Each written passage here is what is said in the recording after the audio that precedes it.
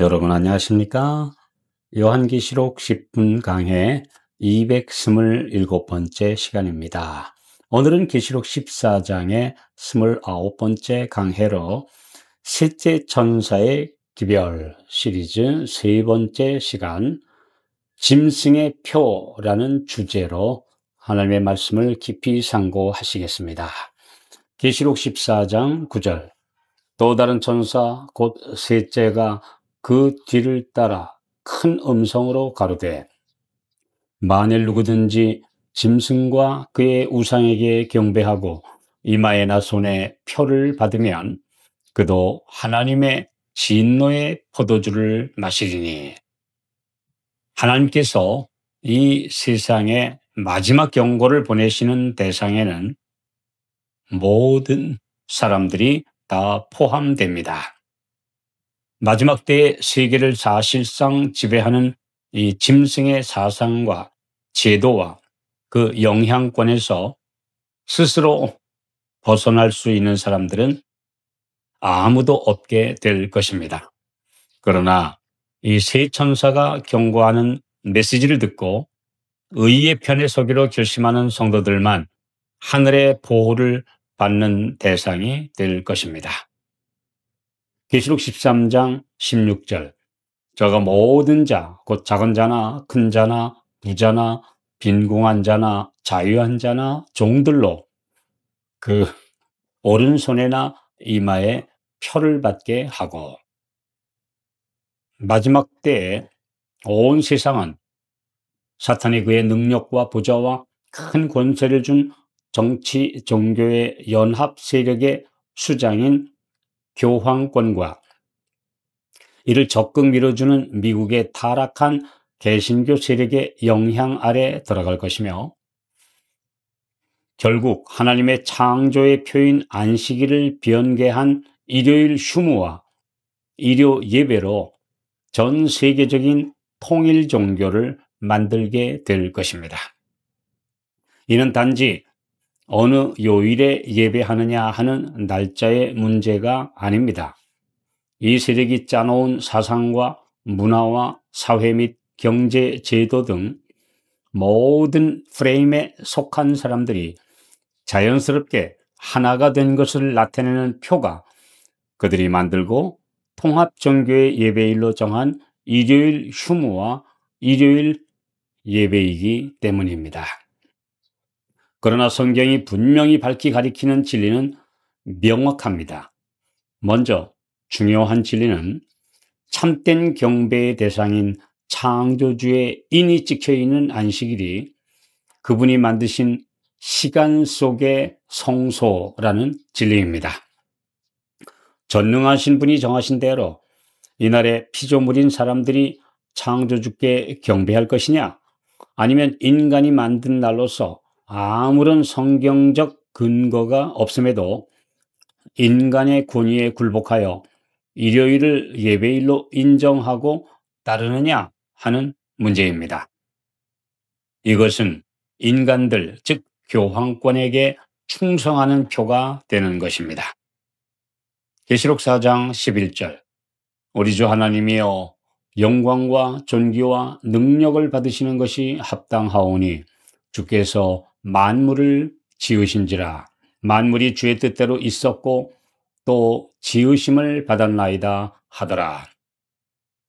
참 하나님을 경배하는 성도들과 짐승 세력 모두 참 하나님을 경배한다고 주장하기 때문에 분명하게 드러나는 차이점은 언제, 즉 어느 날 예배할 것인가에 문제가 됩니다.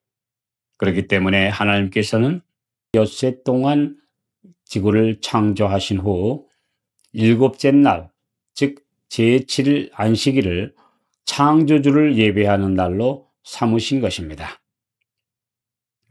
이 날에 창조주를 기억하고 그분의 재창조의 능력을 신뢰하는 모든 성도들은 지구가 새롭게 회복될 날을 믿음으로 바라보고 사는 것입니다. 이것은 날짜보다 더 중요한 문제입니다. 신령과 진정으로 예배하느냐에 따라 그분을 닮느냐가 결정됩니다. 그분은 그분을 온전히 믿고 순종하는 사람들을 영적, 육적으로 새롭게 만드실 전능하신 창조주이시기 때문입니다. 에스겔 20장 20절 또 나의 안식일을 거룩하게 할지어다. 이것이 나와 너희 사이에 표징이 되어 너희로 내가 여호와 너희 하나님인 줄 알게 하리라 하였었노라. 이렇게 분명하게 하나님께서 선포하신 말씀을 사람들이 어떻게 임의로 바꿀 수 있겠습니까? 사람들의 어떤 논리로 아무리 그럴듯하게 포장한다 할지라도 너무나 분명한 이 말씀의 권위를 훼손시킬 수 없습니다. 그러므로 이 하나님과 그분의 백성 사이에 표가 되는 하나님의 넷째 계명을 파괴한 세력이 성경이 말하는 하나님을 대적하는 짐승이며 다니엘 7장에 예언된 작은 뿔, 곧 적 그리스도 세력입니다.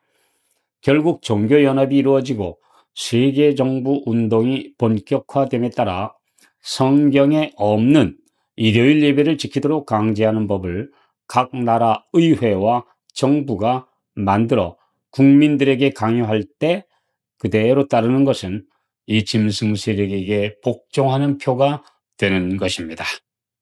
계시록 13장 8절 죽임을 당한 어린 양의 생명책에 창세 이후로 농명되지 못하고 이 땅에 사는 자들은 다 짐승에게 경배하리라.